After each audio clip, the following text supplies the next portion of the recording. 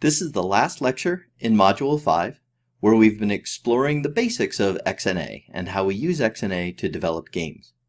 Here are the learning objectives that we're finishing up on in this particular lecture, and we're focusing on the third one, where we're going to use a provided class in XNA.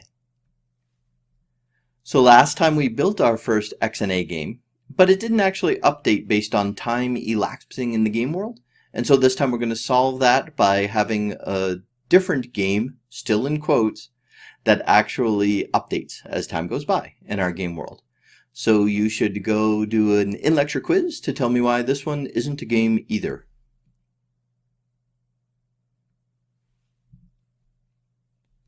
The class that we're going to use is a custom-built teddy bear class that I wrote for us to use for one of the labs as well as for this lecture. So the teddy bear class has a variety of different things that we're used to seeing from Module 4, where we dealt with classes and objects.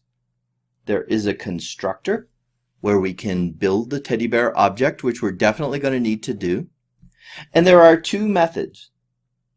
There's a draw method, because if we're going to use XNA, we're going to want most of the objects, not invisible triggers in our game, but most of the objects to be able to draw themselves. So the teddy bear exposes a draw method and it exposes an update method.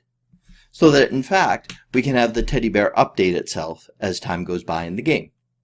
So the first thing that we're going to need to do in our game is we're going to actually need to create a teddy bear object, which means we need to understand more how to use the constructor.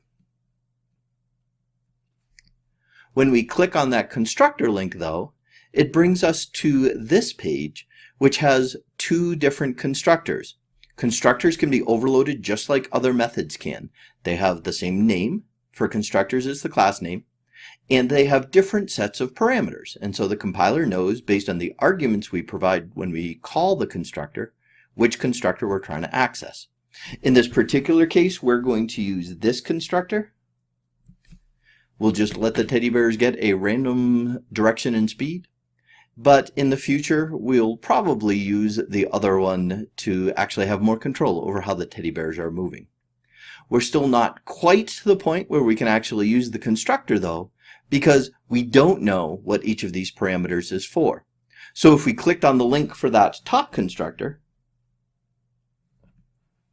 we end up here where we finally get sufficient information about the information we need to provide to the constructor to actually build the object. So we need to pass in a content manager, and this is the same content manager, that content with a capital C, that we used in our previous game. Same content manager for our game. We're going to pass in a sprite name because we're actually going to have 3 different teddy bear sprites, and we'd like to be able to control which sprite this particular teddy bear object uses. We're going to pass in a location, X and Y for the center of the teddy bear. And the last 2 things we're going to pass in are window width and window height. And the reason we need to pass those in is because the teddy bear actually is going to bounce around inside the window. And so the teddy bear needs to know how big that window is so it can bounce around appropriately. Let's actually go to my desktop now. You'll see that I have a project already built called Moving Teddy Bears. And if we go into the content folder, there are those teddy bear sprites that I regularly like to use. But you'll also notice if we go into the source code folder, there is a teddybear.cs file that we haven't seen before. So we're going to want to incorporate that teddybear.cs file into our project as well. So let's open up the project itself. Standard blue because nothing is open. Let's right-click in content to add our content. We're going to add an existing item. In fact, we're going to add all 3 teddy bear sprites. So we'll add those. And we did that last time with our XNA game. But we're going to also go into the source code area, and we will add an existing item. And it will be that teddy bear class that I was talking about. So if we look at that teddy bear class, I could expand these things and we could look at the internals. But we're not actually going to need the internals. We're just going to use the documentation to actually use the teddy bear class. So let's go to game 1. And I'm going to do something slightly different here. I'm going to actually declare 2 constants for the window width and the window height. And the reason I'm doing that is because we're actually going to use those values in multiple places, and it's easier to just declare them as constants so that if we decide to change the resolution, we can just change it in one place and it works fine throughout our game. That's the power of using constants. So again, we'll set resolution to 800 by 600. And remember, that's by doing the graphics preferred back buffer width. This time, instead of hard coding 800, we use window width. And the same for the height.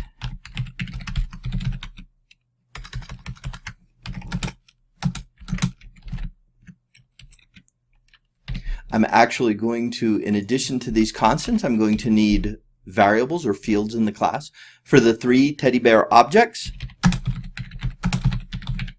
But this time they're not texture 2Ds and draw rectangles. They're sort of first class objects. They're teddy bears. And we'll start with one and then add to the others as we figure out how it all works. Okay, so now I'm going to go to load content, and I'm going to say here that I'm going to create the teddy bears, plural, because eventually I'm going to do that. So bear 0. The reason we, wow, I'm horrible typing today. Bear 0, the reason we looked up the constructor documentation was so that we could call the constructor appropriately. So I'm going to call it new teddy bear. The first thing I have to pass is the content manager. That's the capital C content. I need to pass a sprite name. Let's make this one teddy bear 0 for the sprite. I need to pass an X and a Y. And I'll just make it 100, 100. And here's why it's useful for us to, in fact, have the window width and window height as constants, because then I can just use window width and window height here, like so. Okay, so I've created the teddy bear. I'm going to F5 to run it. We get our standard cornflower blue screen, but it's 800 by 600, and the teddy bear actually loaded its own content.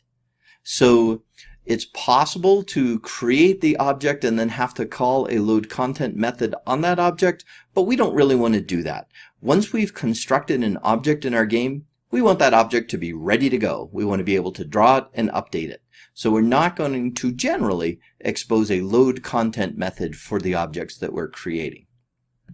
So you should go do an in-lecture quiz to tell me about, to make sure that you were paying attention to why I just said we don't have a separate load content method in the teddy bear class.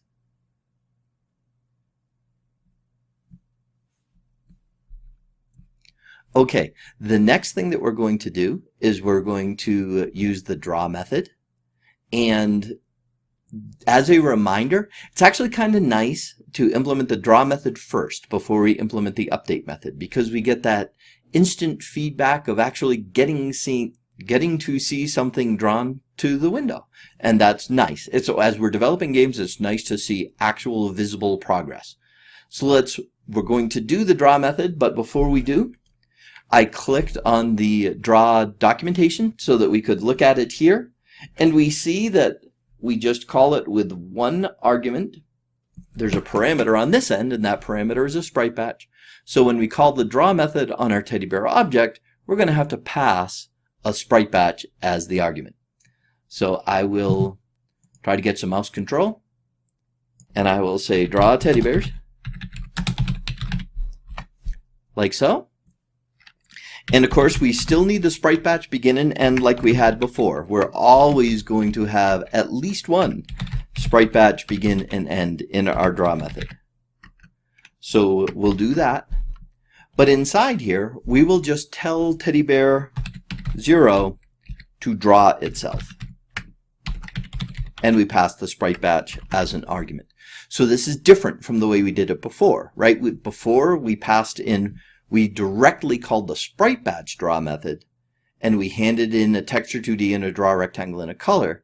This time, because that behavior is encapsulated inside the teddy bear object, we actually just tell the teddy bear to draw itself, and it goes off and does that. So when we press F5, we see that in fact, we get a teddy bear drawn on the screen. Now the teddy bear is not moving. And the reason for that, of course, is we've just said to draw the teddy bear. We have not said to update the teddy bear's location in the game world. So if we want to do that, we have to go to the update method here in XNA, and we need to update the teddy bears. Well, that's a very nice comment, but we don't actually know how to update the teddy bears or how to tell the teddy bears to update themselves unless we go read the documentation. And so if we look at the documentation here, we can see this is a really straightforward method. This is a method that doesn't return anything and doesn't have any arguments, so we're just going to call update. I will say that the internal implementation of this teddy bear just moves it a certain amount every time update is called. Later on in the course, we will do more physics-based movement where we'll in fact do the distance moved between updates is based on the velocity and the elapsed time, which is a much more physics-based approach. This time we're just going to say every update move 5 pixels or whatever. So at this point, we only have one teddy bear, and we'll tell it to update itself, and it does. And when we press F5, we see that now the teddy bear actually moves around in the game window. Well, that's all very exciting, but I want to have 3 teddy bears. So I'm going to add the other 2. So we have to do a number of things. We have to declare the fields or variables for them. We need to create them here. And so I'm going to do multiple things. I'm going to change the names here in a reasonable way. I'm going to use different sprites for each of them. So I'm going to use teddy bear 0, 1, and 2 for the 3 different teddy bears, and I'm not going to start them in the same place. I will start them at 200 and 300 or something like that. Now, I've created them, and you might be like, oh, good, I'm all done, and then you run it, and there's only one, and you're sad, because this is the manic depressive process we go through when we program, and you say, oh, it's not drawing them. So you come down here and you say, well, I better draw bear 1 and bear 2 also, or more precisely, tell bear 1 to draw itself and tell bear 2 to draw itself. And then you press F5 and you're still excited, except only one of the teddy bears is moving, and you say WTF, which means what is going on here, and you go up here and you say, that's not what WTF really stands for. It stands for what the heck. So bear 1 update and bear 2 update. And finally, we see we get teddy bears bouncing around. Now, you might have noticed, I'm going to run it again just to show you that in fact we get different velocities. They're going in a different direction. But all 3 teddy bears actually have the same direction and speed. And that is a side effect of us calling the random number generator really quickly in succession. The book talks about this a little bit, but basically what happens is that random number generator goes and reads the system clock. It says, hey, it's, time 3, let's pretend. And so it generates random numbers, and then the next time we call it for the next bear, because computers are screamingly fast, it says, oh, it's time 3, so it uses the same exact seed for generating the random numbers for all 3, essentially, and that's why they all have the same velocity. We regularly solve this problem by using a single random number generator across the entire game instead of creating a new one every time, but for this example, that wasn't the point of the example, so that's what we did here.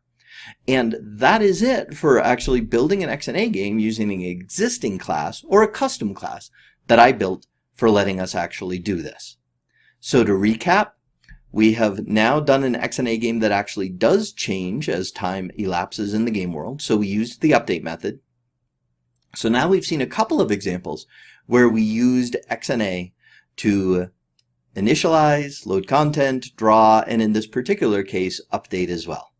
So that is the end of Module 5.